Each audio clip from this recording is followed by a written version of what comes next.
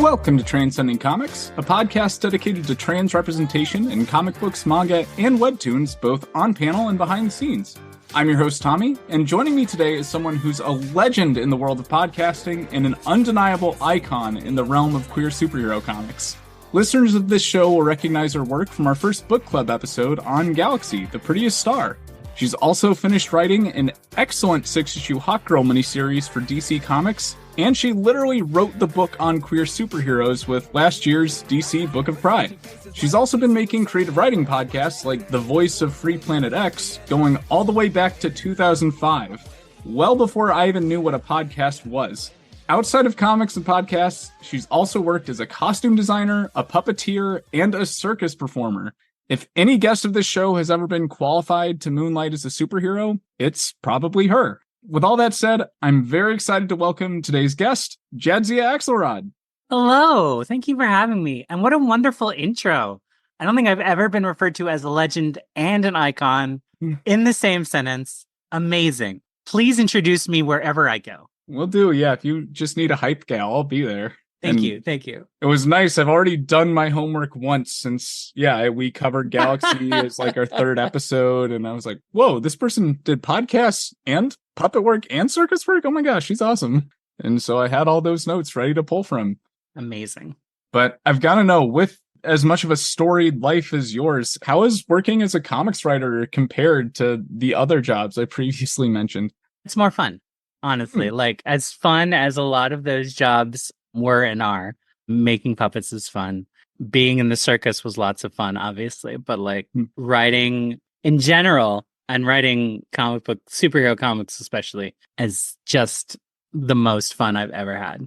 I'm not sure if I've ever heard you speak elsewhere about your time as a circus performer, and I'd love to at least get a little bit about that. Like, sure. Well, it was in the early 2000s. Weren't we all in a circus back then? Mm-hmm. No, I guess not.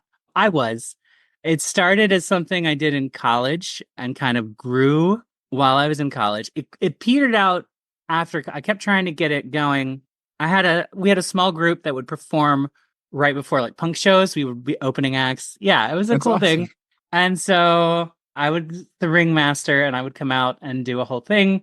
Like, I would make it very clear that we weren't doing a magic show, essentially. And I would have a deck of cards there, and I'd bring someone up from the audience, and I would ask them to take a card, and they would take a card. And I was like, all right, memorize that. You got that in your head, put it back in the deck, shuffle the deck. And then I would pluck a card out of the deck, staple it to my forehead, and then say, is this your card? And they'd say no, because it never was. And I was like, yeah, it's not a magic show.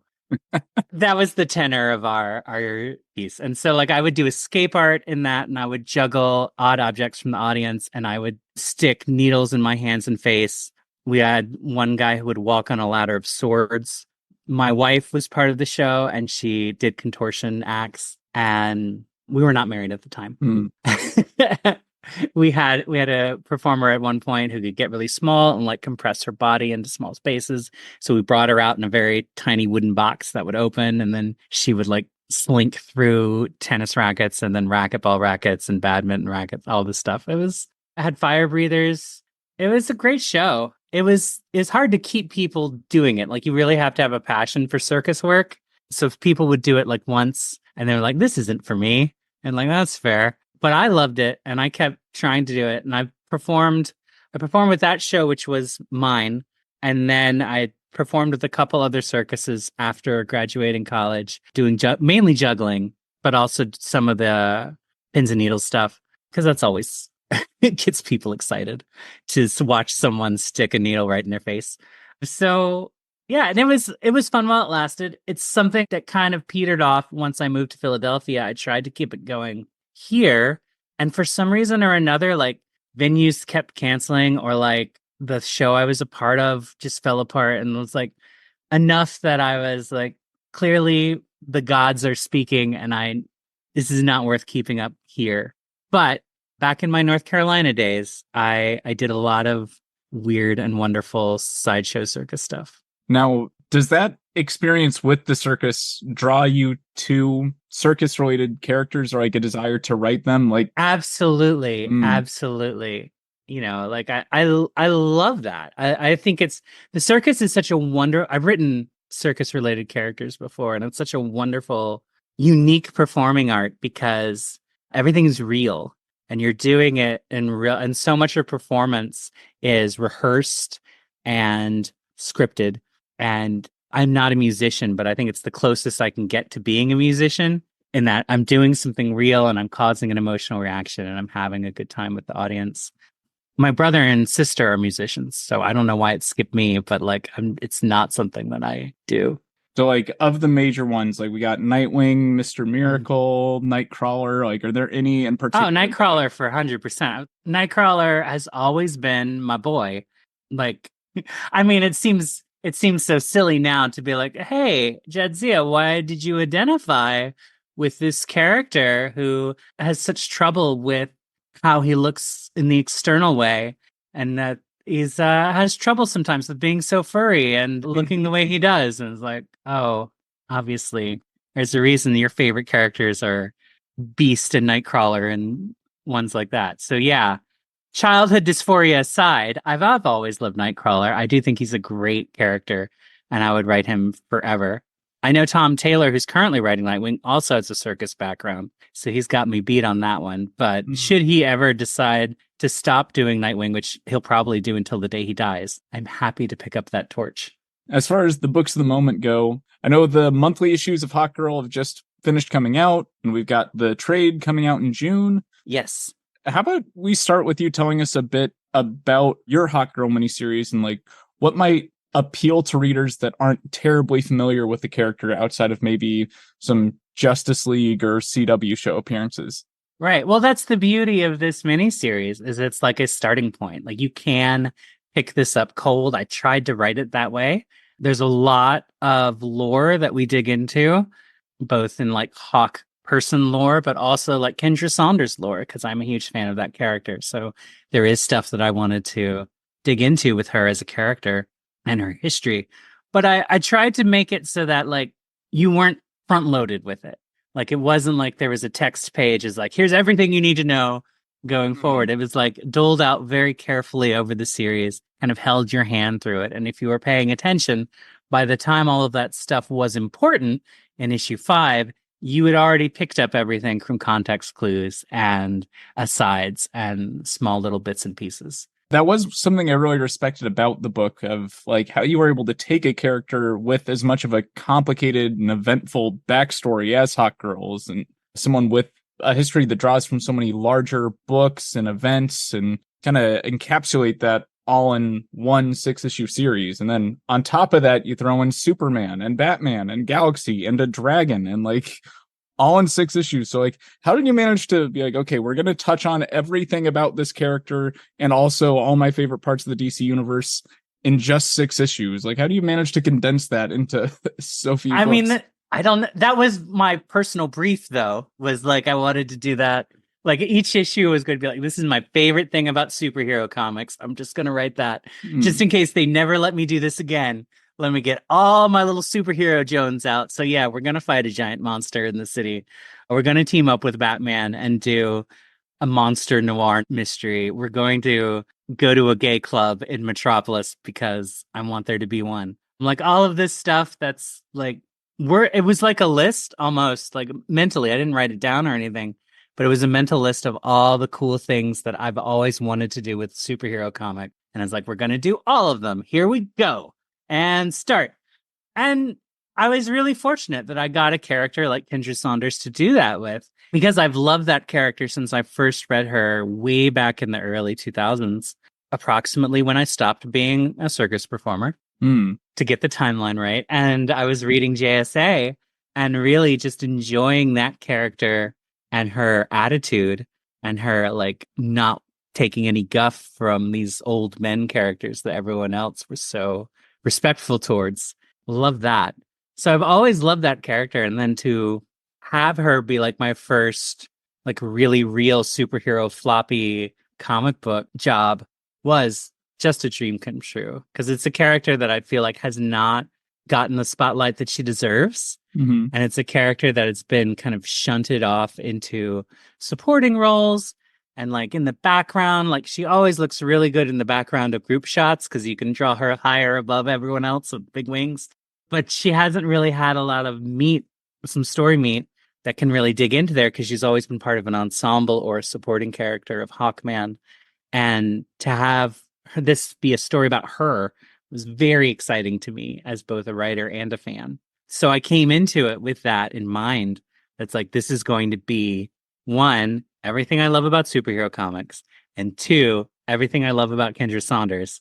And when I was putting that plot line together, it was clear that I had like essentially a galaxy shaped hole in the story because I needed someone who had a like a contrasting personality because modern Kendra is very brusque and direct. So a lot of the personality that I loved back in the early 2000s has kind of been sanded off, and I wanted to address that, but it's still, in order for everything to make sense, I still had to include it. So she's got a very brusque, direct personality now, and I needed someone with a more bubbly, fun personality who also had reality or energy or magic based powers to make my cockamamie superhero plot work. And that was Galaxy. So she was topping the list of supporting characters that I was asking to use. I had backups if they said no, but thankfully, Galaxy the Prettiest Star is a hit. So they were more than happy to include Galaxy in Hawkgirl, and she's slotted in quite nicely, I feel like. As for all the other guest stars, the only one that I made like, I have to do this was Batman, in part because like that's a childhood dream right there to write a Batman comic. But also, one of the things I love most about the only other Hawkgirl series, the Walter Simonson run, was that he established this like peer relationship between Kendra and Batman, which I've always liked. And it was especially at that time when everyone was kind of looking at Kendra as like a sidekick, Batman didn't. And that was a neat thing. And I really liked that. And I wanted to keep that in this sort of like setting up Kendra to a new stage. Let's keep the fact that she and Batman have a respectful professional relationship. All the others were like either editorial suggestions, like with the case with Superman and Power Girl and Black Canary in the first issue, or in the fourth issue with the dragon. Obviously, there's a dragon tracking Metropolis. Some of the super family needs to be there. And I was given a list of who was not being in a book that month. And so I was like, great, I will take the lesbian. We are absolutely using steel. And let's throw Supergirl in there for fun. On those Batman elements, getting to incorporate and expand on that relationship. Yeah. I was curious about the choice of the Court of Owls as Yes. the villains for the book. So of all the Batman rogues gallery, why the Court of Owls for this? Hawks versus Owls, man. Oh. Hawks versus Owls. Yeah, okay, that checks out. That's yeah, because like dynamic. when I was trying to think of villains for this book, I was like, well, what are the natural predators to hawks? Turns out none, because they're alpha predators. But there's a lot of other similar alpha predators that compete for resources. One of them is owls. So it's like, we got to have the Court of Owls in here. And the other is foxes. So when I was coming up with a new villain with Vulpecula, I wanted her to be fox-based, essentially, and to have that trickster fox spirit kind of element. So yeah, it was really just down to Hawks versus Owls, which just seemed a no-brainer. If I get more Hawkgirl stories, we're going to see more Court of Owls in there because that conflict is just really interesting to me. Now, another central aspect of the book, and kind of playing on that trickster element, was the nature of folklore in the story. And I know you've mentioned elsewhere how much like you see folklore in modern comics, and characters like Superman and Wonder Woman almost act more like folklore figures in relation to the culture now. I'd love to know, like, if others pick up on these same themes and treat the characters you've worked on in a similar way, how do you hope that Galaxy and Hawkgirl get used in this manner in the future? Oh, that's an interesting thing. I mean, I have had a little window into that because Galaxy is a part of Nicole Main's upcoming Dreamer book, Bad Dream. And so I have seen how someone else both sees Galaxy and uses Galaxy. And that has been wild. Thankfully, Nicole is a wonderful writer with an amazing sense of character. So it wasn't like I looked at what she had done and was like, oh no, this is all wrong. Like all of it was right. Everybody sounded right because the same things that make Nicole such a great actor, the same things that make her such a great writer, just a really great understanding of character from the ground up. So, I mean, I would hope that they, one, are as good as Nicole is. So let's start there. Mhm. No one of less quality than Nicole should be doing this. But also that there's the same thing that I approach this character with is that a respect and fondness for what has come before. Like we talked a little bit about the Walt Simonson stuff, and huge fan of the Jeff Johns JSA and then early Hawkman that really dug into this character and made her what she is. Like I wanted to come to that with a lot of respect, and because I do like those stories. I do think they're good stories. Like it was weird to read them again looking at them from Kendra's perspective, which I had not done originally, and to see the ways in which they are, it's a little strange from her perspective. Like it makes sense from the perspective that's being shown, usually from the men in her life. But if you look at it from her perspective, it's like, this is weird. But I still like those stories, and I still think there's a lot to enjoy about them. So that's all I would want. It's just like a respect and a love that I brought to the character. I'm not the first person to write Hawkgirl, and I won't be the last, one hopes. But I do hope that people take what I've done and what I've added and respect that and use it going forward. It's weirder with Galaxy because there was nobody before me with Galaxy. And so putting her in the DC universe, like having her be a part of that, means that at some point other people are going to use her and tell stories with her. And I just hope that they, again, respect what's come before and are fun and are good stories. On Galaxy, I mean, this being a trans comics podcast and her being a trans superhero, like I'd love to get into her a bit more. By all means. And yeah, so in Hawkgirl, you reveal that Galaxy has identified as trans since before even coming to Earth. I'm curious if that's always been something in her backstory that you've had in mind, or if this was something that was added later to confirm that like she's actually trans in a literal sense and not just a very trans-like allegory with alien associated identities. Right. Well, you have to understand that I did not think there was going to be more than one Galaxy appearance. Like I thought I was very fortunate to have gotten Galaxy, the Prettiest Star picked up.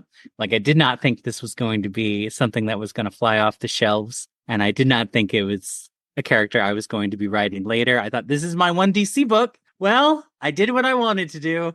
Here we go. So a lot of the larger concerns about her and her story, I honestly didn't think about. Like we leave her gender assigned at birth nebulous on purpose, right? Like, because that's not what the story's about. Like, it's not about who she was on Sandy. It's about who she is on Earth.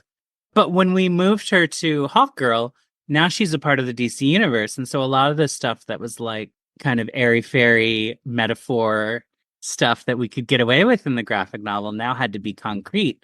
Like we had to list exactly what her powers did. We had to show her gender assigned at birth and her having a different identity than that back in Sandy to show who she is and to make her, I guess, textually trans. I always thought of her as textually trans, but I know some people didn't when reading the book, and I get that. But there was this need to do that for exactly what we talked about a moment ago, which is like someone else is going to take this character and they're going to write something, and they're allowed because she's part of a shared universe. So I need to make sure that all the details are canon and correct. And so one of those things is like listing exactly what her power set is. Another is showing her gender identity. Another is explicitly having her say that she's a lesbian, because we never say that in Galaxy, the Prettiest Star. We don't have to, because that's, again, that sort of identity claiming is not, in a book about identity claiming, that sort of identity claiming is not what the book is about. So it was an interesting thing to do that, and to have to kind of make concrete a lot of the stuff that we've left unfocused, because that with the graphic novel, we had a very tight focus of what we wanted to do. And with putting her in that bigger universe, we need to allow all of that other stuff to become crisp and clear so that other people could build upon it. And I know you've thrown a lot out there about Galaxy's backstory in Hawkgirl and the years between her own graphic novel and her appearances in Hawkgirl. And I know you've mentioned that like you have like 4 years of stories that you have in your mind that you pull from to inform how you write the character and her supporting characters now. Yeah, I had to plot all that out in my head in order to write her at 22, Because the decision, this wasn't my decision. This was an editorial thing where they're like, we don't like the idea of a teenage galaxy. We like the idea of a young adult galaxy. And therefore, she and Hawkgirl are peers. So we like that dynamic. And I was like, that does sound like a fun dynamic. I'm down. Now I just have to figure out what she's been doing in the 6 years in between. So I did plot all of that out. So do you imagine, like, if you ever get the chance to explore those years, would you prefer to do it in the form of, like, more graphic novels in the same format as Galaxy's first one? Or would you rather do it as, like, an ongoing monthly series? I would like her stuff, her teenage stuff, to continue to be graphic novels. That feels right. Like if we could do a series of graphic novels that kind of cover the ground in between Galaxy, the Prettiest Star, and Hawkgirl, and then Hawkgirl is her first like superhero statement, would be great. But I'd also, if we do get a Galaxy ongoing, which would be nuts, that would be awesome. Not impossible, because the book is a hit. It could happen. If I do get a chance to write that, I would love to do it, but I would want it to be her in her early 20s doing superhero things, right? Because that would be the fun of that. And I noticed that like distinction between the superhero years and her teen years. And when the graphic novel was all we had, I kind of enjoyed the fact that like all of Galaxy's conflicts and victories are personal ones, like that there isn't any kind of external threat that's introduced. And even at that, like every win is something like that's very much internal to her. It's not even like defeating the xenophobic school or like changing her family's minds necessarily. And I'd really love to know like what went into establishing those conflicts and deciding like, okay, this might be a sci-fi or superhero book, but this is going to be closer to the actual problems that modern trans teens face. Yeah, that was something that I really wanted to do and wanted the focus of. And I did think that I had to have like a fight at the end. So the original plot had like a tacked on fight, like Lobo showed up too, and like Galaxy fought him and all this stuff. And it was thankfully the wisdom of my editor, Michelle Wells, who was like, this is not the ending you want. I can tell that. This is not the ending you want. And I was like, yeah, it isn't. And the reality was that I'd been afraid of the ending that I wanted. Like I knew that was going to be hard emotionally to write, but it was the right thing to do. And so the second draft of the outline has the ending that's in the book where, you know, she goes to homecoming and they don't let her in. And it's still a moment of triumph for her because she realizes that she doesn't need the homecoming that she thought she wanted. And that was very powerful and was very difficult to write because of that. But it was the right choice, and I'm glad I did that. And to have this sort of like superhero story, but the person she saves is herself, was really important. And that was kind of the goal with that whole graphic novel. If we do more graphic novels, that might be a little bit different. Who knows? Each book is its own thing. Now, I'd be curious if you could speak to the character of Taylor's brother. Like, yeah. I remember on that first read thinking that this character would make for the perfect villain or antagonist for Galaxy. And like, in a way I've not seen done in other trans narratives, because Galaxy's transition literally prevents him from like turning back to his natural form, or he's stuck as a human because Galaxy transitioned. And do you imagine like if we revisit those early years of Galaxy, like would you likely use him as an antagonistic force, or do you imagine they'd be able to work that out interpersonally? No, because his problem is that he's her cover, right? And so the moment that she doesn't need a cover anymore because she's out, he feels relieved. And like you can see his character change from that moment on, because his problem is like, I'm not a person anymore because I have to protect you. And then when it's like she is no longer in hiding, he then is free to be his own person. So I don't think he would be an antagonist. If he shows up in any future books, I think he would be a much friendlier person. Because like he's had a hard time of it. Like this is the problem with me writing books, is like I fall in love with all of the characters and like they all have my sympathy. So like even Carl, who is such a jerk, like you understand why he's a jerk, right? He's been in this situation he didn't ask for. He has to do these things not even for himself, but for someone else. And he has his own demons that he's fighting and doesn't have a release for. And so I would love to use him in future books and to kind of show him get that release that he's always been looking for. Mm-hmm. But we see a little bit of that in The Prettiest Star, where, once Taylor looks the way she does, like there is some relief that falls off his shoulders. And that's why in the end he's able to be like, she's not someone we can keep in a cage, right? Even though we tried. That's over now, and we need to accept that and move on. And she's beautiful. Like that's something that he's only able to do because he is no longer essentially the jailer. And because he's not the jailer anymore, he doesn't have to keep her in jail. I feel like that plays into one of the things I like most about your comics, and that's the way you explore the human side of these very supernatural sci-fi situations. And like even taking that more to the superheroes themselves, like I've noticed you have a really good tendency to just expand on the world in massive and thought-provoking ways with just a single line. Like what stuck out to me was Kat in Galaxy mentioning how like seeing Superman isn't like a good or exciting thing, but like a sign that something terrible has happened.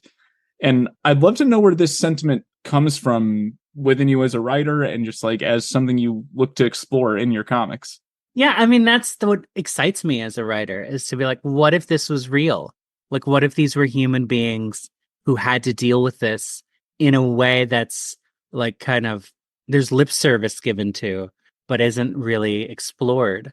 And like, if you are a normal person in a world of superheroes, it's cool to see a superhero streak across the sky, but it's like an ambulance that's gone by, right? Like, that means that someone's in trouble. That means something bad has happened. If you see a superhero coming toward you, that means something bad has happened to you because they're coming to save you from something that you cannot get out of yourself. Like that's terrifying. That's existentially terrifying, right? Like we position superheroes as these symbols of hope, which they are, but also to really be in that world is like has got to be like terrifying. And that's always been like, again, that's something that I find really appealing. Like, what does it mean to be a real person in this world? Where does Hawkgirl sleep when she's not at the Justice League?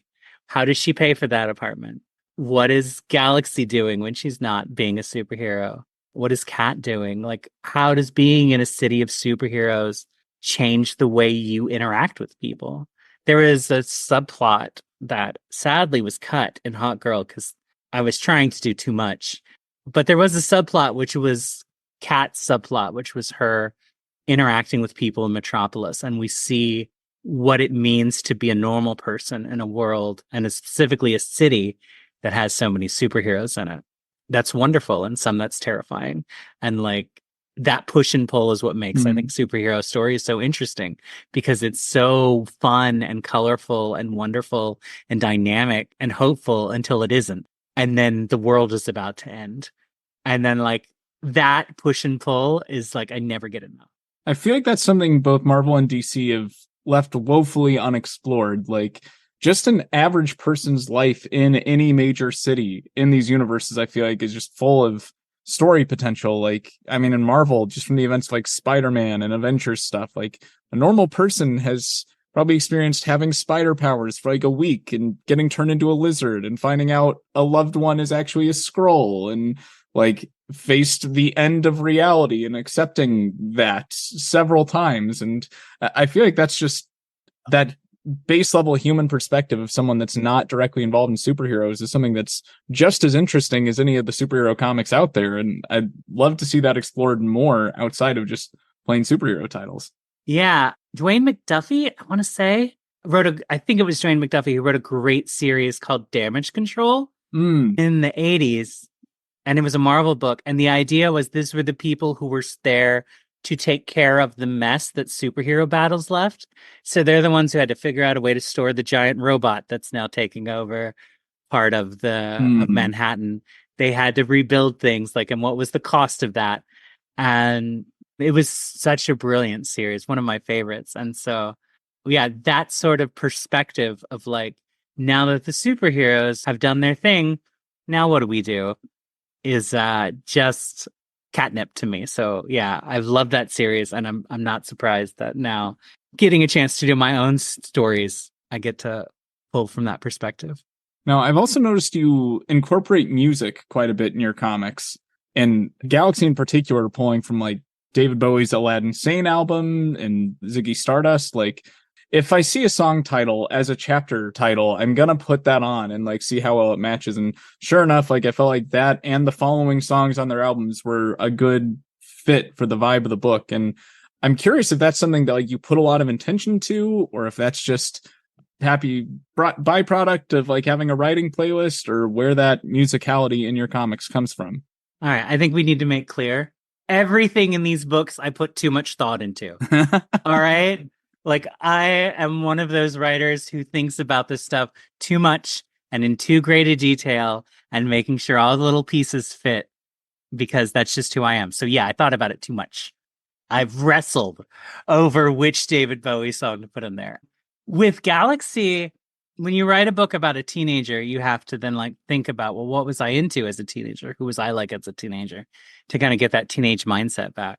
And one of the things that I was into as a teenager was 70s era David Bowie. A friend in art class gave me a mixtape, and I was like, this is amazing. Because I had only heard like his 80s stuff, which is wildly different. And to have that as a queer, definitely not out trans teenager, and to have this sort of like very gay and very kind of gender nebulous rock and roll was just, and to have it be like something that happened long before you were born. That was the other wild bit. It was like, this was old and it was doing all this stuff. It felt timeless. It felt like something from another world, literally, because it was just so alien to me. And I fell in love with it. So when I was thinking about the things that I liked as a teenager that I would put into the character of Galaxy, having her be a huge fan of 70s era David Bowie just made sense. It fit a lot of the themes of the book, and it fit a lot of the themes of the character. So to have her be into that, and then to have the chapter headings with the different song titles, just made a lot. And of course, like, it's named after a David Bowie song. So, and all of that is 70s era. Like, if we get more books, maybe we'll do 80s era David Bowie songs, or 90s, 2000 eras. I mean, the dream is like we get a gazillion Galaxy graphic novels that we can do this with. But in any case, with that, having those David Bowie song things, and to also have like music and dance be an integral part of her character and how she expresses joy, just like was of a piece, right? So then when we move that character to Hawkgirl, there has to be a similar sequence, right? There has to be a sequence with dance and music and audio. And it seemed weird to do it with like, to bring David Bowie back for that, because David Bowie was such a Galaxy as a teenager thing. And we listen to more music as we get older. So it made sense to have her be more into modern stuff. So it's like, who is the modern band she's listening to now at 22? Well, it has to be Muna. It's got to be a bunch of queer women singing about just great dance moves, great dance songs, great dance grooves. That's what I was trying to say, not moves. So that has to be. So like, yeah, she's going to go to the gay club in Metropolis. They're going to play Muna, and she's going to get very excited. And then the Boy Genius album came out earlier last year, when I was writing this book, and they have that line in the song Not Strong Enough where they just scream always an angel, never a god over and over again. And I was like, that is the theme of Hawkgirl. So we have to include a reference to that, because it's like, it's too good. It's too right there. So yeah, so she says Hawkgirl says a Boy Genius lyric in issue 6. Canonically, Galaxy loaned her the album. But you don't need to know that to get the point, because Kendra is not someone who's going to search out pop music at this point in her life. But maybe she will, now that Galaxy is her best friend, because music is really important to Galaxy. And we may see that if we get more stuff, because her powers keep her from interacting with screens for any long period of time. Because it's hard to pay attention to an image on a screen when you can see the individual light waves going and all that stuff. So this is how you write a millennial that's not a TikToker. Exactly. Yeah. So she's not a screen person, but she gets into music. Like, that's a different form of energy that she can get behind and enjoy. That everything else is too much. Would that make her more of like a vinyl girl then? Because she probably is a vinyl girl. That was what got me on Bowie. Like, I was 25 and with a friend, and they put on Hunky Dory on vinyl, and like I'd never like Bowie was the other guy on Under Pressure for me to up to that point because I was a big Queen kid, Sure. and I never got the No, that appeal of makes vinyl, sense. but like then in that room, like I somehow like the magic of vinyl and Hunky Dory used together. I'm like, I get both of these now. Bowie is awesome. And like I started a vinyl collection from there, starting with tracking down Hunky Dory. I used to have a record player and I don't anymore, but I still have some records that Hmm. I've kept. And every now and then I think I should get a record player again and I should start getting records. There's just something about the tactile thing of like putting a record Hmm. down and putting the needle down and being able to watch the needle move up and down as it hits those grooves is something that fascinated me as a kid and like I think still is part of the experience. Other references I'd be remiss not to mention on this podcast. I know you make several allusions to Whipping Girl Yes. and Julia Serrano, and I'd love to know about the influence of that on the book and your relationship to that, since that was a foundational text for me as a trans person. Like someone made me read that, and I'm so glad they did. I'm gonna disappoint you because it's not a huge one, unlike the Bowie thing. Mm.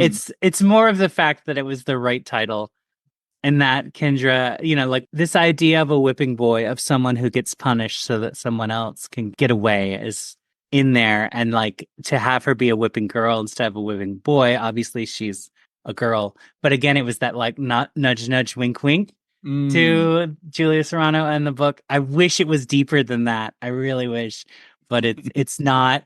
I'm sorry. Oof. No, you can't win them all. But before we wrap up, I do want to make sure to touch on your podcasting career, since, I mean, I don't understand how someone gets into podcasting in 2005. Like, how did you find your way to this medium and like using it as a way to narratively tell stories? Yeah, I mean, earlier adopters got to early adopt, I guess. Like it Mm. was something my friends were into, and I was fascinated by it.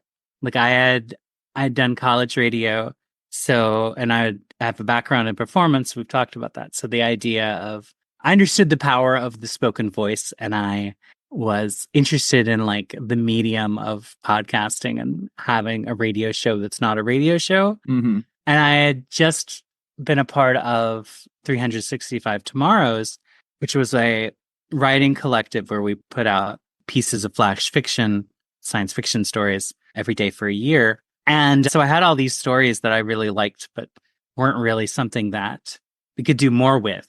But I could do audio of them and I could play around with the sound of that, with sound effects, with music, with different voice actors. And that was a lot of fun.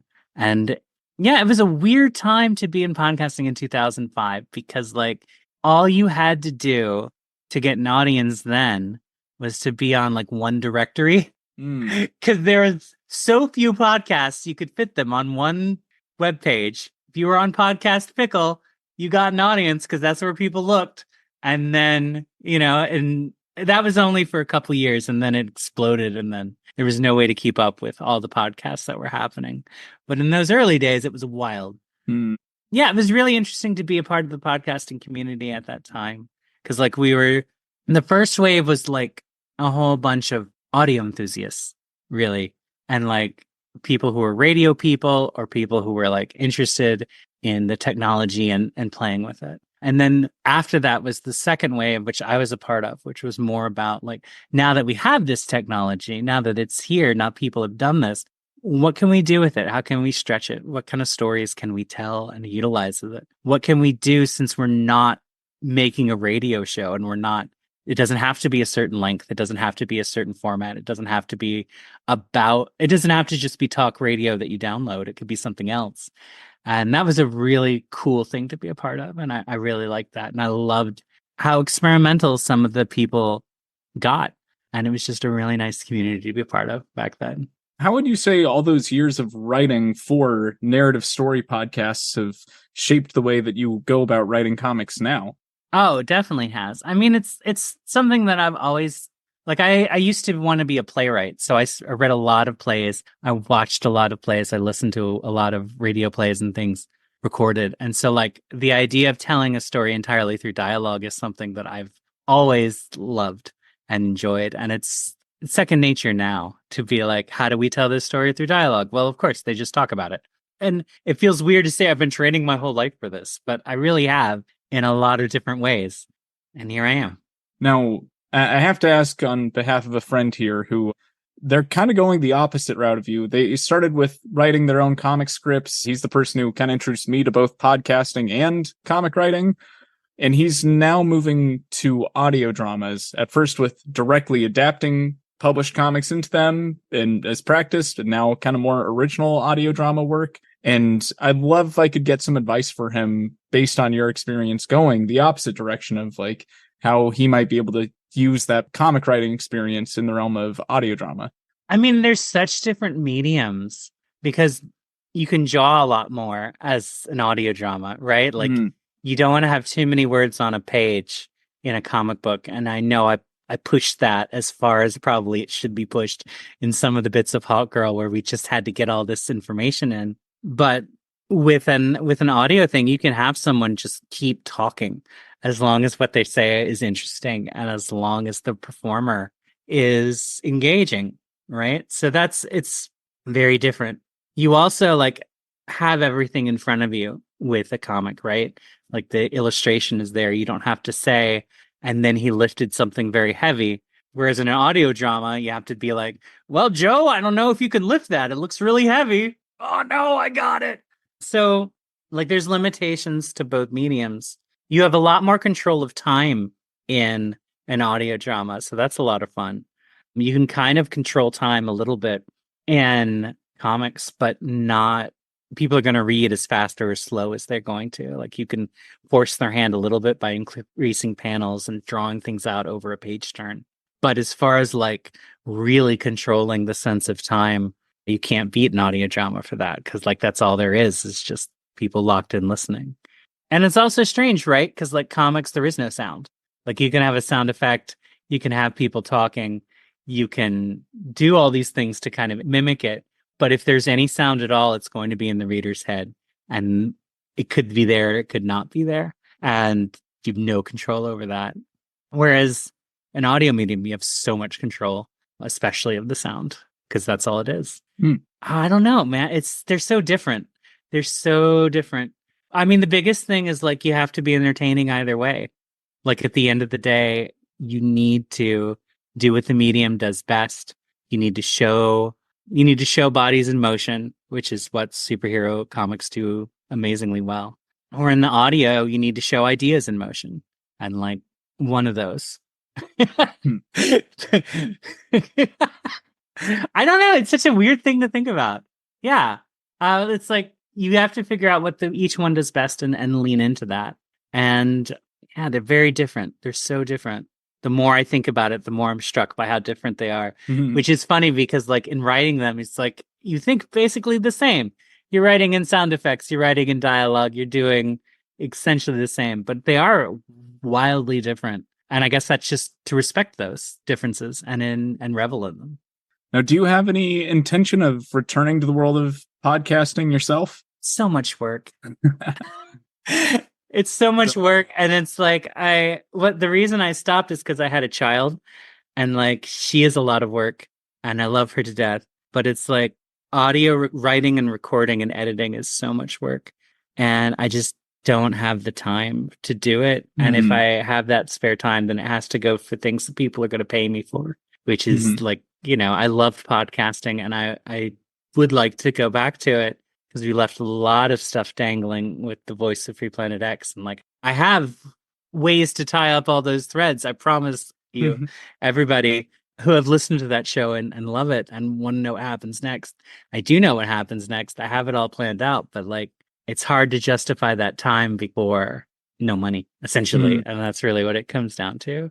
And especially with the comics having gotten into so many people's hands and been so affecting to people and really helping them in ways that the podcast, as fun as it was, never did. It's really feels like I should keep doing more of that. As for future comics, what, if anything, can you tell us about upcoming projects? I guess both in comics and elsewhere. I know. I wish I could. There is stuff coming up from DC that you will see, probably not this year, No, definitely not this year. Probably next year. It takes a long time to draw these books. And like, I would rather the artists take their time and do their best possible job than rush them. So like, that's part and parcel with everything. But yeah, you'll see it hopefully next year, maybe the year after. Either way, it'll be worth it. So be patient for that. And there's a couple of things that are like in pitch stage and that may turn into real books, but that's going to be another few years again. So nothing on the horizon that I can talk about, but know that there's more stuff coming. Better than nothing. But yeah, there's, if you liked Galaxy the Prettiest Star and you liked Hawkgirl, you're going to love what's coming. But more than that, I can't say. Okay. Now, I always do like to close with one kind of wild card question tailored to the guest. And for this, since Galaxy takes such heavy inspiration from Aladdin Sane and Ziggy Stardust, if you were to write a comic or a story of any kind about any character around Bowie's Hunky Dory albums, what kind of story would it be? Life on Mars is on Hunky Dory, right? Yeah, that's the one. Yeah. Like, because that's one, just a killer song. And also, like, there's a narrative in there that you could build upon. So yeah, it would absolutely be Is There Life on Mars? And it would absolutely evoke that song in a lot of different ways. It would be very sad, but it's a god-awful sad affair. Would we be doing, like, a literal story on Mars, or more of the, like, I always took it as a more grounded story of, like, one poor girl that's, like, seeing her future slip by and wondering or still considering all the things that used to inspire her growing up. Yeah, I think we can use Mars as like a sort of mythological touchstone kind of thing. And the wondering of the possibilities of the future that either are past or at the very least unanswered. Yeah. Or if we're going real literal, could be Galaxy meets Martian Girl from Young Justice. I love Miss Martian. I would love to have Galaxy Miss Martian have a meetup. That'd be great. But Jadzia, it's been absolutely wonderful having you on the show. Oh, it's been a delight. Yeah, if our listeners want to follow your work, where can they find you online? Don't follow me. Okay, don't follow her. No, it's fine. I'm really burnt out on social media in general. So, but I'm still there, so you might as well. I'm Planet X on just about everything worth looking for. So if you go to Twitter, it's on there. Blue Sky, Bluesky, however you want to look at it. That's Planet X. Instagram is Planet X. The website is jadziaaxelrod.com, which has links to other stuff. The newsletter, I need to update that because there's no Tiny Letter anymore, but it's being moved to somewhere else. So, gotcha. And that will be on the website and on the social medias when it is moved. Yeah, so just Planet X is a good call if you're looking for me anywhere. But I'm on these places. Find me. Look at my outfits and the food that I cook. It'll on Instagram. It'll be great. Yeah, she's a lot of fun, folks. I'm a delight. Yeah, especially mid-book, like that really enhanced the Hawkgirl experience, and that's what got me into Muna. By the way, like I hadn't heard them before, and I'm so glad you said their name first because that's still my only touchstone. So I'm like, I don't want to be asking about Mune and then like an idiot. I mean, that's just my guess. I think it's pronounced Muna. It may be pronounced Muna. Who knows? The point is, they're great, and go listen to them. All right. Well, if the listeners at home have requests or recommendations for comics or creators you'd like us to cover in the future, you can send them our way on social media. You can find us on the Transcending Comics Instagram and Facebook page. On Twitter is @TranscendComics, or email us at transcendingcomics@gmail.com. I'd like to thank you again for giving our podcast a chance, and give a special shout out to Ray Day Parade for designing our logo. Our intro and outro music this week is A Little Soul and You've Been Starring by Carlson. Check out more of his music on carlson.com. Join us again next time as we continue transcending boundaries and exploring the colorful world of trans, non-binary, and genderqueer representation in comic books of all kinds. As the curtains fall on this episode of Transcending Comics, remember that comics have the power to inspire change in countless worlds, including our own. Keep reading, keep writing, and keep transcending.